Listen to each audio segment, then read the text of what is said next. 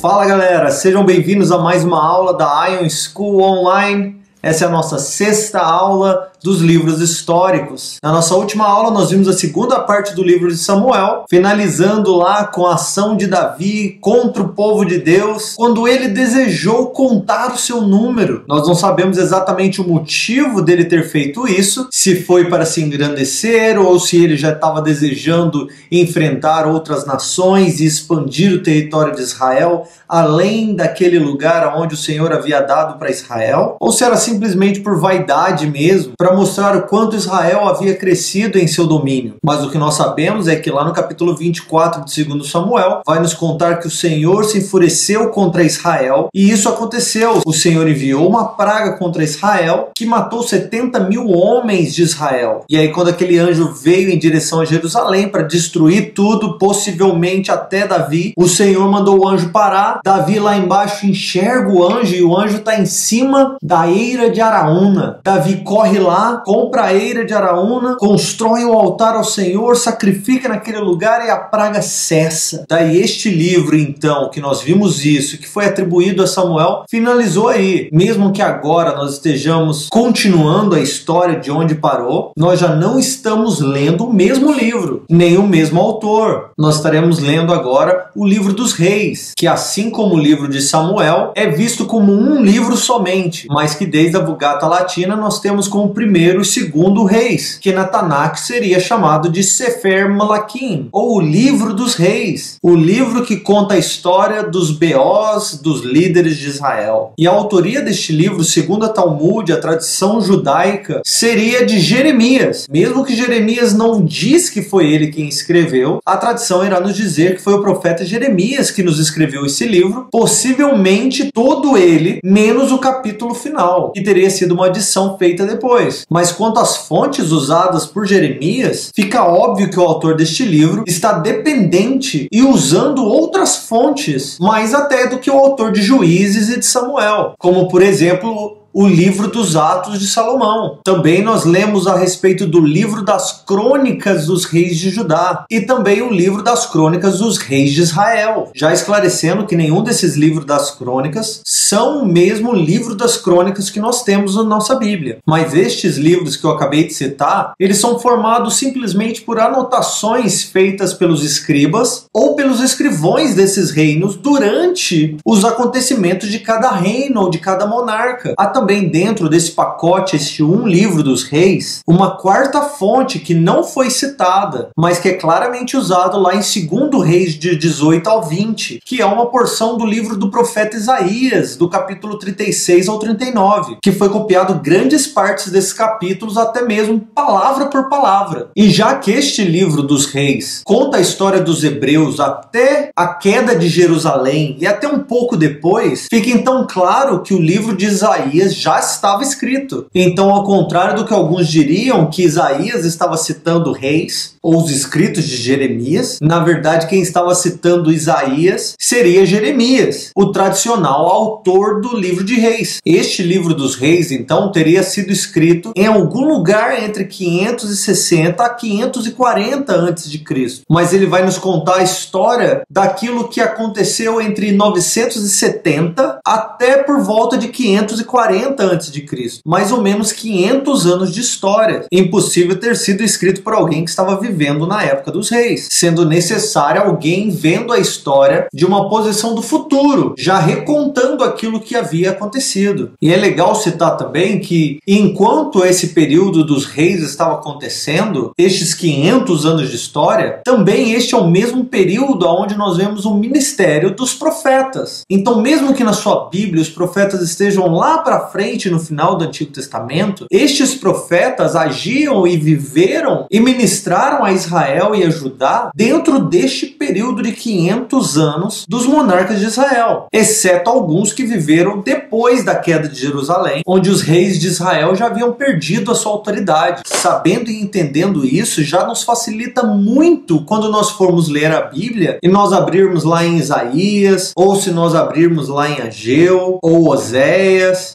Ezequiel, e nós lermos o nome de algum rei de Israel, nós agora já sabemos que não é um novo rei do futuro, mas é um destes mesmos reis citados no livro dos reis. Então, quando nós vamos estudar a introdução ao Antigo Testamento, nós podemos seguir livro por livro na ordem que nós encontramos na Bíblia, ou nós podemos finalizar o livro de Reis e pular diretamente para o livro de Isaías, o primeiro dos profetas maiores, que vai nos contar a respeito de uma profecia que ele teve nos dias de Uzias, Jotão, Acás e Ezequias, reis de Judá. Por que essa informação estaria lá no livro de Isaías? Para nos fazer entender que o profeta Isaías estava ministrando ao reino do sul, ao reino de Judá, e não em Israel, no reino do norte. Falando sobre o tema do livro dos reis, poderia nos passar despercebido, mas o tema central é a divisão de Israel em dois reinos e como cada um dos reis que tomou poder sobre estes dois reinos agiram em relação à aliança com o Senhor. O livro dos reis não está necessariamente focado em nos mostrar a história de cada um desses reis e como esses reis foram vitoriosos em suas batalhas ou como eles adquiriram isso e aquilo, mas o foco no acompanhamento de cada um desses reis é deixar claro para o leitor se aquele rei agradou o Senhor ou não, se ele foi justo aos olhos de Deus ou se ele fez o que é mal aos olhos do Senhor, se ele levou o povo de Israel ou de Judá para perto do Senhor ou se ele ajudou a distanciar o povo de Israel da aliança de Deus. Então, de certa forma, o livro dos reis é muito mais uma literatura religiosa do que um livro de história, porque ele está mais focado no relacionamento ou na vida espiritual demonstrada pelos reis do que nas diversas histórias desses reis. A passagem-chave do primeiro livro de Reis, para mim, seria o capítulo 11, do 11 ao 13, onde nós encontramos o motivo da divisão dos reinos como parte do julgamento de Deus para com Israel. E vai nos dizer assim: então o Senhor disse a Salomão, visto que agiste assim e não guardaste a minha aliança e os meus estatutos que te ordenei, certamente tirarei de ti este reino e o darei a teu servo. Porém, não o farei nos teus dias, por amor a Davi teu pai, mas o tirarei da mão do teu filho. Entretanto, não tirarei o reino todo, mas darei uma tribo a teu filho, por amor a meu servo Davi e por amor a Jerusalém, que eu escolhi. Já já nós vamos ver melhor o contexto dessa passagem, mas já fica claro que o amor e o zelo do Senhor em manter a linhagem de Salomão reinando e até mesmo a própria divisão do reino estava sendo feito pela mão do Senhor, e que segurava o governo de Salomão e suas gerações era o amor de Deus a Davi e sua aliança feita com ele. Pois ele é o Deus que promete e cumpre porque ele é o único que pode cumprir o que ele prometeu. Um Deus soberano, promete o que quer porque ele vai fazer o que quer. Um resumo básico do livro dos reis seria o reinado de Salomão, como prometeu o Senhor, de que ele colocaria um de seus filhos no governo e pela mão dele construiria um templo. Então nós vamos ver a inauguração desse templo e como a presença do Senhor se manifestou nele, e depois vamos ver a quebra da aliança com o Senhor e como resultado disso, a divisão do reino, que após ser dividido, nunca mais volta a ser o mesmo. Vamos entrar direto então na primeira parte do nosso esboço, do capítulo 1, versículo 1, até o capítulo 2, versículo 46. Nessa primeira parte nós vamos ver os últimos dias de Davi e como lá na sua velhice tomaram uma sunamita chamada Abisag, uma jovem muito linda só para aquecer ele, para que ele não morresse de frio, e que acabou também se tornando motivo de morte de um dos filhos de Davi. Alguns vão até sugerir que, na verdade, essa sunamita é também a mesma sulamita de Cântico dos Cânticos, já que nós vemos muitas semelhanças, e até mesmo o amor de Salomão por essa jovem, mas para isso nós não temos evidência alguma para afirmar. Isso seria uma sugestão de algum. Então, do capítulo 1, versículo 1 até o 53, nós vemos essa passagem de poder para Salomão. Do capítulo 2, versículo 1 até o capítulo 2, versículo 12, é onde nós vemos as instruções de Davi para o seu filho Salomão, para que ele ande em justiça, para que ele permaneça fiel ao Senhor e para que ele tenha algumas atitudes de justiça para algumas pessoas do reino. Antes de Davi morrer, um dos seus filhos, Adonias, se autoproclama rei, mas Betseba vai procurar o rei e perguntar para ele: meu rei, você não me prometeu que o meu filho Salomão seria rei? Então o rei Davi tem certeza antes de morrer que Salomão se torna rei, dá as instruções a ele e morre. Depois Adonias vem até Salomão e pede pede Abisag, a jovem que cuidou de Davi em sua velhice. E por causa desse pedido, em cima da tentativa de se fazer rei no lugar de Salomão, Salomão o matou e mandou matar também Joabe e Abiatar. Joabe que foi o capitão do exército de Davi em todo o seu reinado, e Abiatar o sacerdote, porque eles se aliançaram a Adonias para fazer ele rei ao invés de Salomão. Tendo feito isso, ele estabelece o seu reino. E no meio dessa sessão existe essa pergunta: por que Salomão e não os outros filhos? E a resposta está na promessa que Davi fez a Betseba, de que o filho dela, Salomão, seria rei de Israel e não os demais filhos. Depois, no capítulo 3, versículo 1, até o capítulo 11, versículo 43, nós vamos ver o reinado do rei Salomão e a maneira que ele se portou diante do Senhor e diante do povo. Durante o estabelecimento do rei Salomão como governador e regente da nação de Israel, nós vemos a solidificação da promessa feita a Abraão, que de certa forma está se cumprindo aqui com um grande aumento e crescimento populacional na terra que o Senhor deu a eles, a fixação do povo de Israel na sua terra dividida e em paz, e a construção do templo, com o Senhor encontrando sua habitação no meio do povo de Israel. Nessa sessão nós vamos ver que o relato central é a construção do templo e como isso refletia o relacionamento entre Salomão e a aliança do Senhor, como tendo aprendido com o rei Davi. E nós podemos até notar que, de certa forma, é a construção do templo do Senhor e todos os seus anos, tudo aquilo que significa construir este lugar de habitação para o Senhor, que mantinha Salomão no lugar, seguro na aliança do Senhor, como se aquilo fosse o alvo da sua vida. Depois que isso ocorreu, a glória e o poder subiram na cabeça de Salomão, fazendo com que ele se desviasse. No capítulo 3, versículo 5, nós vamos ver que o Senhor aparece a Salomão pela primeira vez e pergunta para ele como se fosse um gênio da lâmpada: o que você me pede? O que você quer?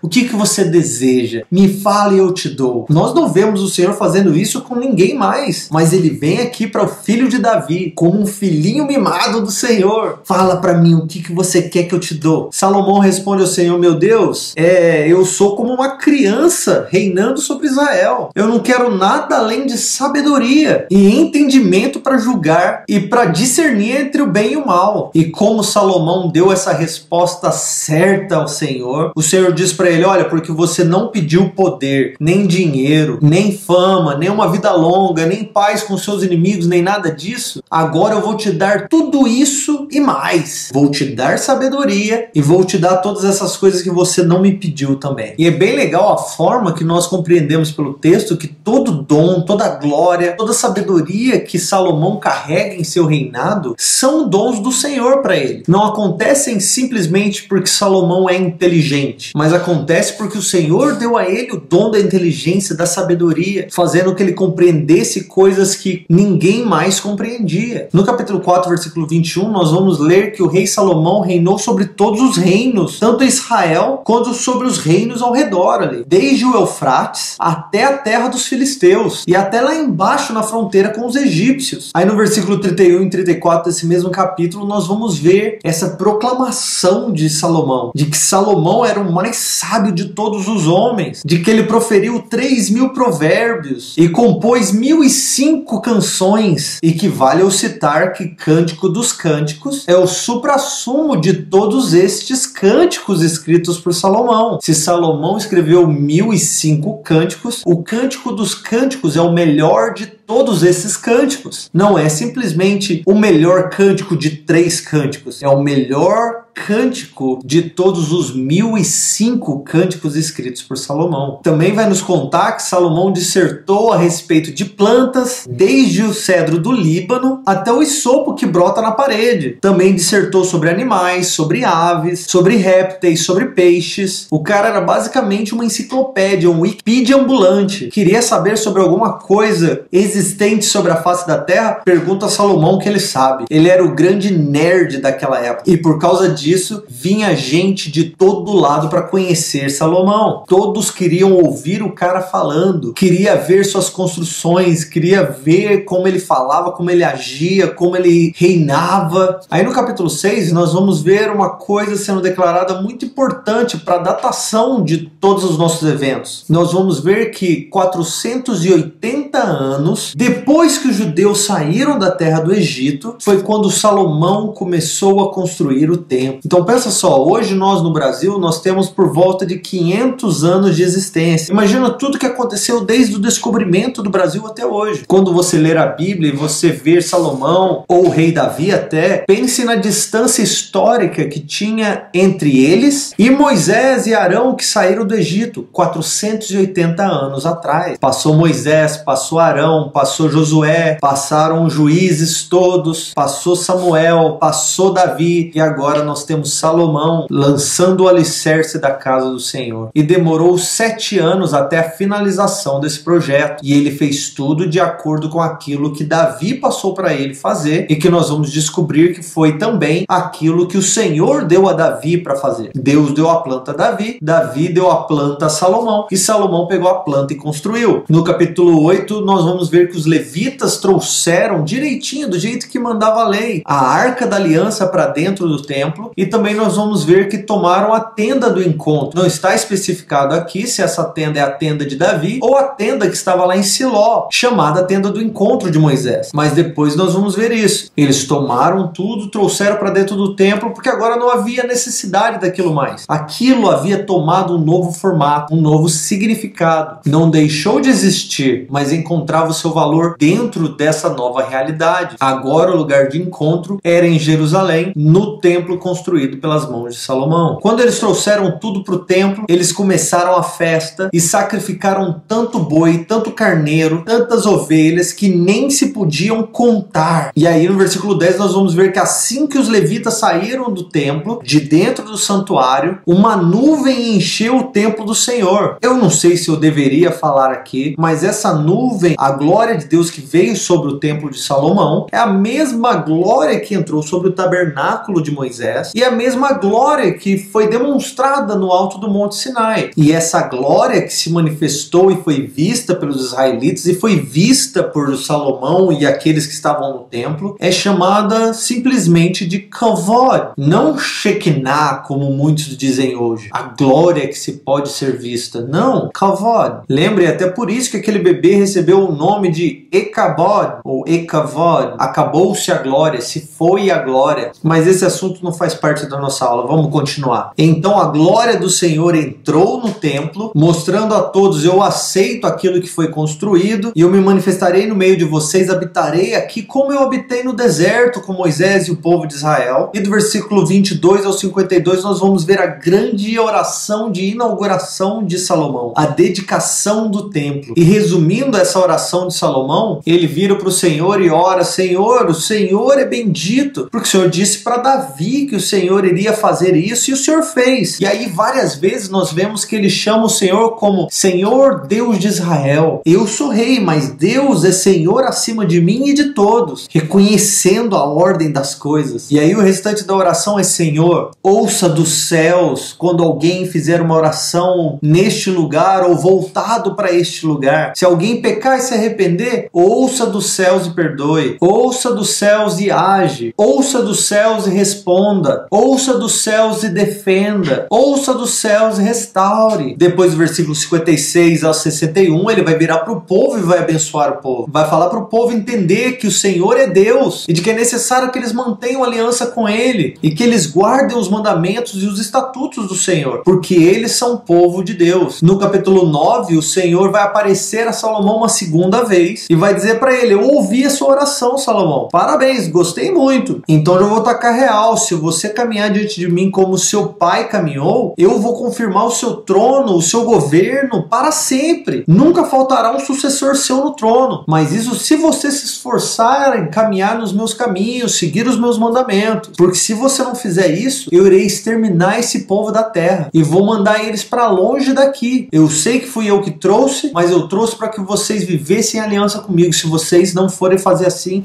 eu espalharei vocês pela terra. Aí então nós vamos ver que demorou 7 anos para Salomão construir o templo e mais 13 anos para construir o seu próprio palácio e o restante dos prédios do seu reino ali. Aí no capítulo 10 nós vamos ver a grande rainha de Sabá aparecendo na cena. Ela vem do seu reino trazendo um monte de questionamento difícil para ter certeza que Salomão era sábio mesmo, como todo mundo estava dizendo. Quando ela chegou e ouviu Salomão e viu o seu reino, ela ficou de boca aberta, surpresa com a sabedoria deste homem. E o seu reino era muito melhor e muito mais belo do que aquilo que haviam expressado para ela. Ela começa a dar glória, começa a encher a bola de Salomão, dizendo para ele: cara, benditos são até os servos seus, olha que coisa linda, que maravilhoso é o seu reino, como você é incrível. Ela até trouxe um presentinho, uma lembrancinha para ele de 4 toneladas de ouro, além de um monte de especiarias e outros presentes. Uma lembrancinha só. Aí do versículo 14 até o 29 nós vamos ver alguns números a respeito das riquezas de Salomão que são fora do comum, absurdos. Nós vimos coisas do tipo o número de ouro ou peso que se trazia a Salomão todos os anos pelos reinos ali em que ele governava era de 22,6 toneladas de ouro. 22 por ano, sem contar o ouro que vinha dos outros reis e dos outros mercadores, negociantes da Arábia e dos governos que ele tinha aliança. Tinha mais ouro do que brita em Jerusalém naquela época. E aí no capítulo 11 nós vamos ver que toda a riqueza, todos os sucessos que Salomão teve, porque a mão do Senhor estava sobre ele, não o seguraram de pecar contra o Senhor, porque aqui nós vamos ler que Salomão teve muitas mulheres. Para ser mais específico, ele tinha 700 princesas e 300 concubinas, 1000 mulheres. Ele se casou com moabitas, amonitas, edomitas, sidonitas, etéias. Ele casou com mulher de todo lado, mesmo que Deus tenha dito para eles que ele não poderia se misturar com essas mulheres, porque elas iriam desviar o coração dele. O que aconteceu? Assim como profetizado por Moisés, quando um rei surgir, que ele não tenha muitas mulheres. Mas aí nós vemos Salomão com 1000 mulheres, e agora fazendo o que elas desejam, dando a elas o que elas querem, por causa da sua paixão por elas. Na sua velhice, ele começou a adorar os ídolos delas, começou a seguir os seus falsos deuses. Ele serviu Astarote dos sidônios, ele seguiu Milcom dos amonitas, ele serviu Camos dos moabitas e também serviu Moloque dos amonitas. Ele construiu templo para suas mulheres, ele sacrificou, ele ofertou incenso, ele se tornou um verdadeiro idólatra, se afastando dos caminhos do Senhor, mesmo com toda a sabedoria que ele possuía. E aí no capítulo 11, versículo 11, o Senhor aparece a Salomão e fala com ele uma terceira vez, e diz para ele que porque ele agiu assim, e porque ele não guardou sua aliança, nem guardou os seus estatutos, como o nosso versículo chave vai nos contar: eu vou tirar o reino de você e vou entregar aos teus servos, mas não vai acontecer nos teus dias. Eu vou tirar, vai ser do seu filho. E também não vou tirar todos os reinos, vou deixar um para você, para os seus filhos, para sua descendência. Mas entenda, por causa do meu amor por teu pai Davi, que foi fiel a mim todos os dias da sua vida. E assim Salomão reinou por 40 anos e foi sepultado lá na cidade de Davi mesmo, em Jerusalém. E foi seu filho Roboão que reinou em seu lugar quando ele morreu. E aí nós vamos para a próxima parte do nosso esboço, do capítulo 12, versículo 1, até o capítulo 16, versículo 20, onde o reino de Israel se divide. E isso acontece mais ou menos entre 931 a 885 a.C. Aqui que a história começa a complicar. A história fica um pouco confusa porque agora nós temos que acompanhar 2 reinos diferentes ao mesmo tempo, tentando memorizar quem é que está reinando em Judá, quem é que está reinando em Israel, quando que um morreu, quando que o outro tomou o reino. Fica confuso mesmo, eu compreendo. É verdade, para mim também fica. Vou fazer o meu máximo aqui agora para que você consiga compreender melhor um pouco do que se passou. Mas por enquanto basta compreender o motivo da divisão. E quando ocorreu a divisão? Porque a partir de agora na Bíblia, tudo que acontece no Antigo Testamento ou aconteceu em Judá ou aconteceu em Israel. Mesmo que estes 2 lugares façam parte da nação de Israel, eles já não caminham como sendo um só reino. E tudo acontece por causa do pecado de Salomão. Parabéns, Salomão. Toda a sua sabedoria te levou a isso, hein? Então aqui do capítulo 12 ao capítulo 14, nós vamos ver essa dissolução da nação em 2. Ela se divide em Israel no norte e Judá no sul. Judá segue mais ou menos seguro e estável de certa forma ortodoxo, tentando seguir o caminho do Senhor, porque o templo do Senhor está em Jerusalém, que faz parte do reino de Judá, mas o restante de Israel, o reino do norte, é um Israel mais politicamente instável, cheio de guerra civil, marcado por traições e religiosamente rebelde diante do Senhor. Então 10 tribos ao norte, Judá ao sul, e às vezes aqui no sul se inclui Benjamim também, mas na maior parte Benjamim faz parte de Israel no norte. Enquanto a descendência de Davi, de Salomão está se mantendo no sul, no norte nós vamos ver diferentes dinastias. Então a divisão do reino acontece mais ou menos assim. Roboão, filho de Salomão, se torna rei, mas ele é um cabeça oca, um jovem ainda que não tem muita experiência no poder nem muito da sabedoria do seu pai. E aí, quando seu pai era rei, ele requeria muito tributo do povo. Esse povo veio agora para Roboão, filho de Salomão, e disse: poxa, seria possível você diminuir um pouco os impostos, o trabalho, tá difícil, não dá, por favor. Roboão chamou os sábios e perguntou para eles: e aí, o que vocês acham? Seria legal, nós podemos diminuir um pouco os tributos, o trabalho. Aí Roboão fala: vocês são um bando de velho, deixa eu perguntar para os meus amigos aqui, galera, e aí, o que vocês acham? Que nada, se eles acham que estava difícil antes com seu pai, com você vai ser pior. Manda eles trabalharem mais, manda eles pagarem mais. O povo ouviu isso? Como assim? Que história é essa, Roboão? Você quer ganhar mais? Então vai trabalhar você sozinho. O que nós temos com você, filho de Davi? Vai capinar uma horta para ter teu próprio salário, então. E eles voltam para sua casa, voltam para suas tribos, e ignoram que Roboão é rei sobre eles. Nesse mesmo tempo, Aías, um profeta, encontrou Jeroboão e falou para ele: o Senhor vai te levantar como rei e você reinará sobre Israel. Então se prepara. Quando o povo então parou de seguir Roboão, Jeroboão estava pronto para reinar e a galera seguiu ele com força. E foi nesse momento então que Jeroboão reinou sobre as 10 tribos que não queriam nada a ver com Roboão, e Roboão ficou reinando somente sobre Judá, porque ali o povo queria um descendente de Davi no trono. Agora nós temos 2 reinos, 2 tronos, 2 reis, 2 povos. Jeroboão então começa a história muito bem, porque ele está lá no Egito quando o Senhor manda ele voltar para libertar o povo. Ele vem do Egito, então libera o povo, mas o seu fim é muito mais parecido com Arão, porque quando ele separa o reino, ele pensa: se esse povo continuar indo adorar lá em Jerusalém, no meio da tribo de Judá, eles vão me abandonar como rei e vão seguir Roboão. Então é melhor eu criar aqui um sistema de adoração só nosso.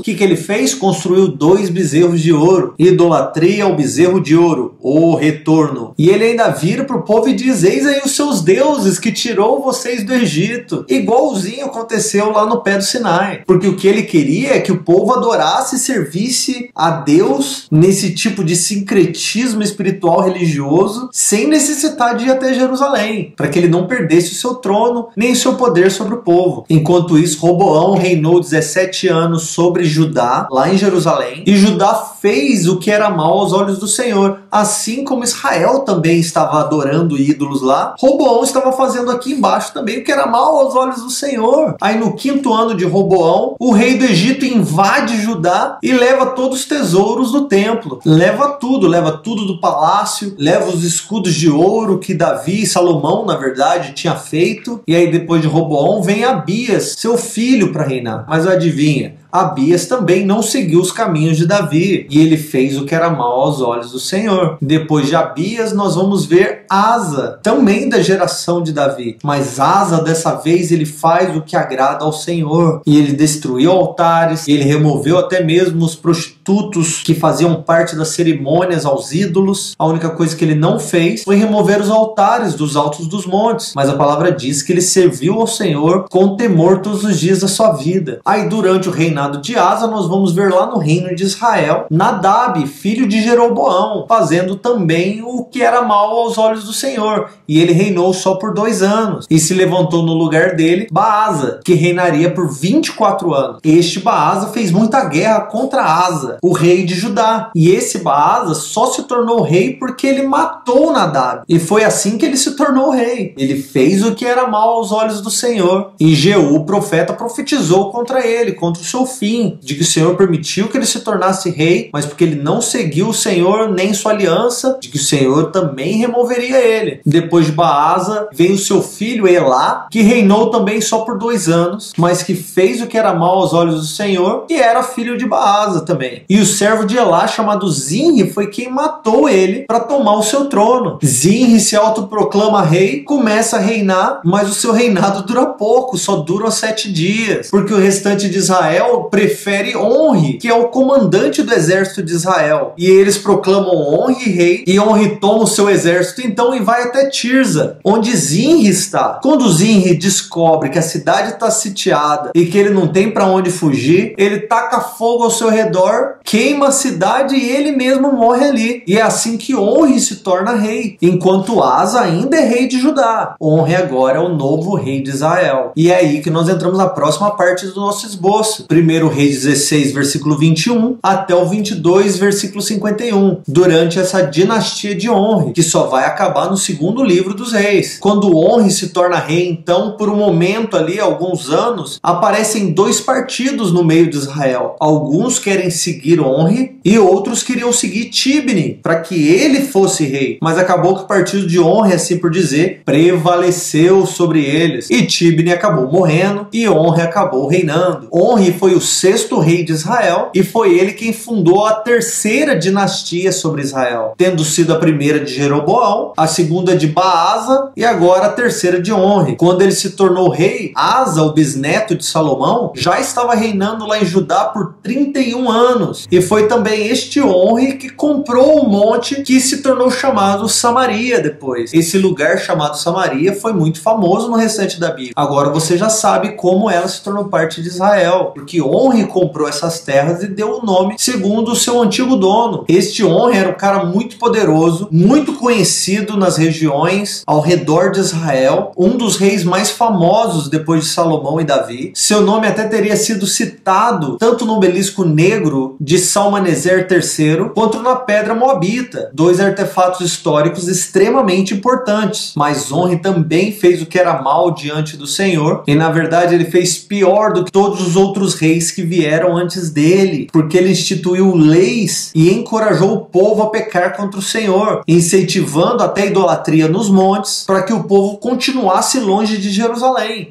afastando cada vez mais o povo do Senhor. Mas de todos os legados que Onri deixou, o seu pior legado foi, na verdade, o seu filho, o grande rei Acabe. Lá no final do capítulo 16 nós vamos ver que Acabe já era mau aos olhos do Senhor, e não bastava todo o pecado que ele tinha feito o povo cometer, Acabe ainda tomou como mulher Jezabel, filha de Etbaal, rei dos Sidônios. Eles pegam, constroem um altar, constroem um templo a Baal lá em Samaria e fazem todo tipo de abominação aos olhos do Senhor. E Acabe bate o recorde, ele consegue ser um rei pior do que seu pai Onri. E no meio dos piores pecados que aconteceram em Israel, o Senhor levanta um homem chamado Elias, um profeta diante do Senhor. A primeira profecia de Elias registrada já demonstra que ele é um homem fiel ao Senhor, com um grande relacionamento com Deus. Ele já chega afirmando que assim como diz o Senhor, o Deus de Israel a quem eu sirvo, que nestes próximos anos não haverá chuva, a não ser pela minha palavra. Isso acontece lá no versículo 1 do capítulo 17. É importante eu citar também que essa autoridade sobre os elementos, ordenando que não chova, não é um poder simplesmente de Elias. Ele declara essa profecia debaixo da ordem do Senhor. Ele não está fazendo isso independente de Deus, porque ele é um homem poderoso, porque ele tem autoridade. Não, ele é um profeta do Senhor. Ele disse o que disse porque ele ouviu do Senhor isso. É exatamente como as 2 testemunhas lá de Apocalipse 11:6, que ganham autoridade do Senhor sobre elementos e para matar homens e para fazer o que precisa ser feito em nome do Senhor. Assim como no capítulo 17, versículo 14 e no capítulo 18, versículo 1, nós vamos ver que Elias estava esperando a palavra do Senhor de que iria chover para profetizar chuva também, da mesma forma que ele profetizou que não iria chover. Então Deus não estava segurando a chuva em obediência a Elias. Elias estava profetizando que não iria chover em obediência ao Senhor. Depois que ele profetiza essa seca, o Senhor manda ele morar perto do ribeiro e ser servido por corvos. corvos, pássaros traziam carne para ele e ele bebia do ribeiro. Ele fez isso até um dia o ribeiro secar, porque afinal das contas ele havia profetizado que não iria chover. O problema da profecia é essa, de que ela também afeta a própria vida do profeta. Ele profetizou que não iria chover e a água do ribeiro secou. E aí no versículo 8, Deus manda ele lá para Sarepta, lá no Líbano, subindo ao norte de Israel, logo depois de Tiro, a mesma nação de Jezabel. E Deus diz para ele, vai para lá porque eu ordenei uma viúva que ela cuide de você. O engraçado é que quando Elias chega lá e ele conhece a viúva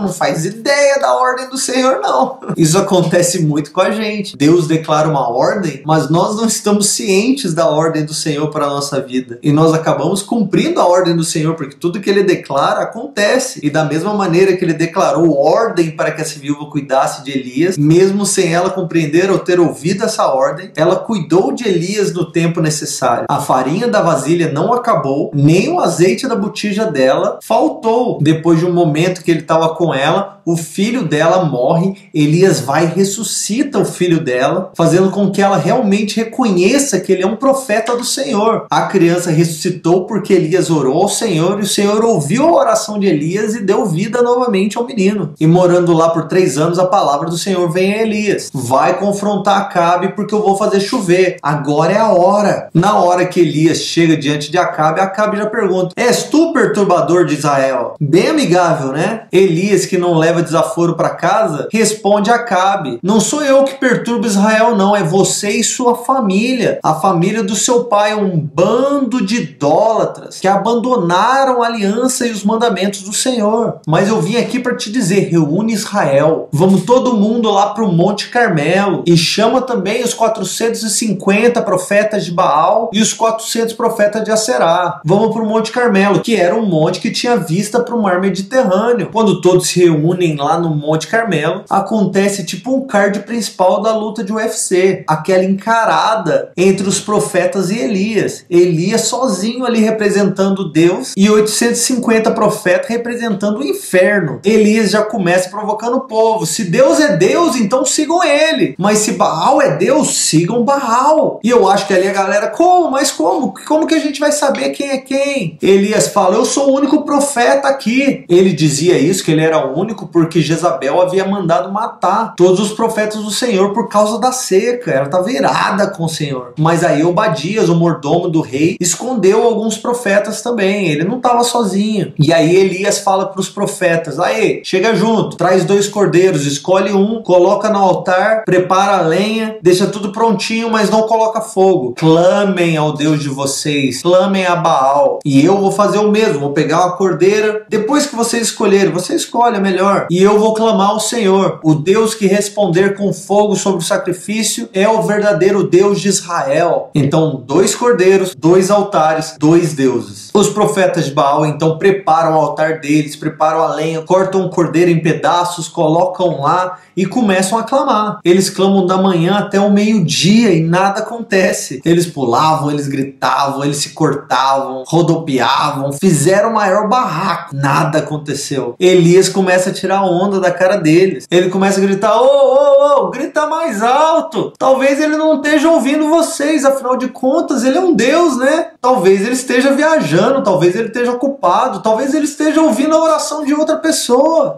Vai ver que ele tirou férias e esteja em algum lugar. Eles começaram então a gritar mais alto ainda, a se cortar mais e continuaram clamando a Baal até 3 da tarde, que era o horário do sacrifício da tarde. Nada aconteceu. Então Elias tomou 12 pedras, cada uma representando uma tribo de Israel, restaurou o altar do Senhor que havia sido destruído, tomou a lenha, colocou a lenha no altar, tomou o cordeiro, cortou o cordeiro, colocou em cima da lenha e mandou cavar uma cova ao redor do altar. Aí ele chamou a galera e falou assim, ó, peguem água e joguem em cima. O pessoal jogou a água, molhou tudo, ele pega mais uma vez e molha tudo. Jogaram água e molharam de novo. Na terceira vez que eles jogaram água sobre tudo, estava tão encharcado que a própria própria cova, aquela vala ao redor do altar já estava cheia. Elias falou, agora é a hora. Aí no capítulo 18, versículo 36, nós vamos ver que na hora do sacrifício da tarde, Elias orou ao Senhor, e o Senhor respondeu com fogo, e queimou o cordeiro, queimou a lenha, queimou as pedras, e até secou a terra, secou toda a água que estava na vala, consumiu tudo, e o povo começou a gritar,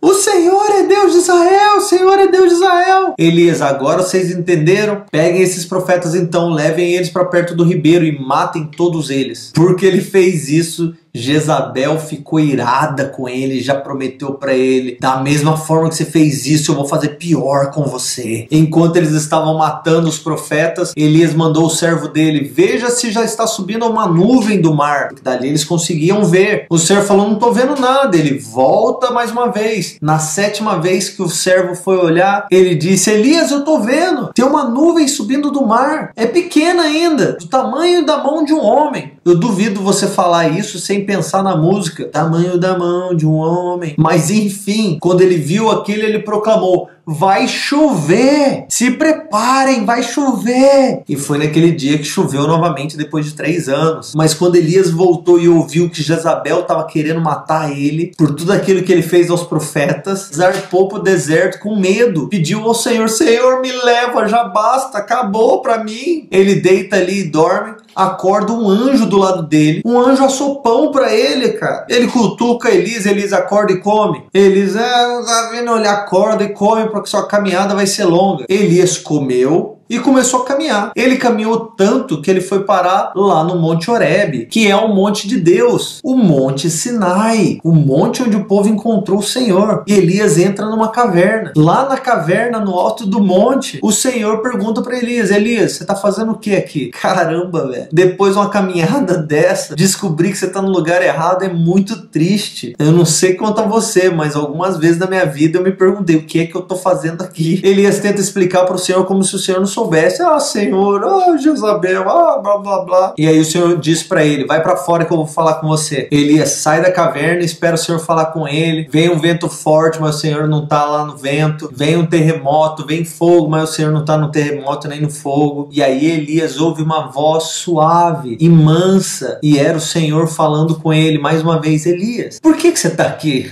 Elias explica para o Senhor diz para ele, volta, vai ungir no seu caminho de volta a Azael, para que ele seja rei da Síria, e unge Jeú como rei de Israel, e unge Eliseu como profeta no seu lugar. E só para você saber, Elias, você não está sozinho. Eu ainda guardei 7.000 pessoas que não se dobraram a Baal, e que nem beijaram eles, não se tornaram imundos por causa deles. Fique tranquilo, existe um remanescente. E aí Elias sai do monte do Senhor e volta para cumprir a palavra do Senhor. Elias então unge Eliseu e Eliseu segue com ele, e nesse período Acabe faz guerra contra o rei da Síria e ele vence, só que quando ele vence ele acaba tentando fazer uma aliança com esse rei, poupando a vida dele, mas ele deveria ter matado ele por ordem do Senhor. Porque ele não fez isso, Deus usou um dos seguidores dos profetas para profetizar a Acabe, que porque ele tinha feito isso, o Senhor estava trocando a vida dele pelo rei da Síria. Isso por não ter obedecido ao Senhor. No capítulo 21, versículo 17, o Senhor manda Elias profetizar e declarar a morte de Acabe, de Jezabel e da sua família. E aí ele diz que os cães devorarão Jezabel lá no muro de Jezreel, e que quem da família morrer na cidade, os cães comerão da sua carne, e quem morrer no campo, as aves comerão. Acabe então foi o pior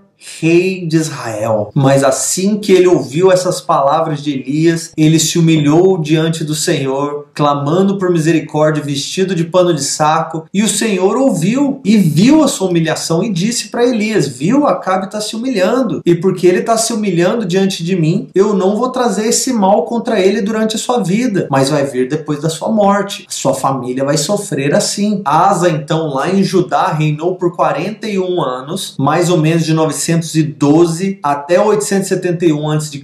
e depois dele veio seu filho Josafá. E Josafá tinha 35 anos quando começou a governar e reinou por 25 anos em Jerusalém. Lá no capítulo 22 nós vamos ver que um dia Josafá e Acabe fizeram um acordo de que eles iriam atacar junto o rei da Síria. Nisso Acabe chama os profetas para profetizar se eles iriam ganhar ou perder. Todo mundo falando, vai que você vai ter sucesso. Josafá ainda pergunta para Acabe, por acaso não tem nenhum profeta do Senhor aqui não? Para que nós venhamos buscar ao Senhor a respeito disso? Aí eles mandam buscar Micaias, e Micaias vem e profetiza. E ele diz o seguinte, lá no versículo 19 ele vai dizer que viu o Senhor nos céus com os seus exércitos ao redor, e o Senhor perguntava, quem é que vai por nós causar confusão lá no governo de Acabe? Quem vai enganar ele para que ele saia em guerra mesmo contra a Síria e morra nessa guerra? Saiu um espírito então e disse, eu vou, Senhor. E esse espírito veio e agiu como um espírito de engano no meio dos seus profetas. Eles estão te enganando. Nisso um dos profetas chamado Zedequias veio, bateu nele e falou assim, como assim? Por onde foi o espírito que me usou para fazer isso? Então Micaias responde, você vai saber no dia que você estiver fugindo de quarto em quarto tentando se proteger. E acabou que eles não deram ouvidos para essa profecia e saíram em guerra contra a Síria. Só que Acabe fez o seguinte, ele manda Josafá vestido com a sua armadura, com a sua roupa, e ele vestido normal, disfarçado. O rei da Síria fala assim, esquece, todo mundo vai atrás do rei. Quando eles vão atrás de Josafá, que está vestido de Acabe, Josafá dá um grito. Eu não sei se ele deu um grito grosso demais e eles reconheceram que não era Acabe, ou se ele deu um grito fininho demais e eles falaram, esse cara aí não é o Acabe não. Não sabemos, mas eu sei que eles reconheceram que não era ele pelo grito. E eles param de seguir Josafá. No meio da guerra, um arqueiro pega uma flecha e lança pro nada. A flecha acerta Acabe. E Acabe morre naquela guerra, em cima do seu carro de guerra. Quando eles vão lavar o carro, os cães vêm e começam a lamber as feridas e o sangue de Acabe no carro, assim como havia profetizado o profeta Elias. Acasias, então, filho de Acabe, se torna rei e reina por 2 anos em Israel. Mas adivinha, Acasias também fez o que era mal aos olhos do Senhor. E ele andou pelos mesmos caminhos de Jeroboão, pelos mesmos caminhos de Onre, e pelos mesmos caminhos de Acabe, seu pai. E o primeiro livro de Reis vai acabar aqui. Mas só para fixar e deixar bem claro, vamos rever quem e quando cada um desses reinos foi governado. O reino unificado de Israel, então, começou com o rei Saul, que reinou por 40 anos, de 1050 a 1010. Todos esses valores são aproximados, tá, gente? Davi depois reinou por 40 anos, de 1010 a 970. Salomão veio e reinou por mais 40 anos, de 970 até 930 a.C. Depois de Salomão, o reino se divide, e aí agora vamos ver em Judá quem reinou durante esse primeiro livro de Reis. Nós vemos Roboão, que reinou por 17 anos, depois Abias, que reinou por 3 anos, depois Asa, que reinou por 41 anos, e Josafá, que reinou por 25 anos. Enquanto isso, lá no reino de Israel, nós vemos o seu primeiro rei, já com o reino dividido, Jeroboão, que reinou por 22 anos, depois Nadab, que reinou por 2 anos, Baasa, que reinou por 24 anos, Elá, que reinou por 2 anos, Zinri, que reinou por apenas 7 dias, depois Onri, que reinou por 11 anos, Acabe, que reinou por 21 anos, e Acasias, filho de Acabe, que reinou somente por 1 ano, acabando seu reinado por volta de 852 a.C. E essa foi a nossa introdução ao primeiro livro dos Reis. Nós nos vemos na próxima aula, se Deus quiser. Deus os abençoe.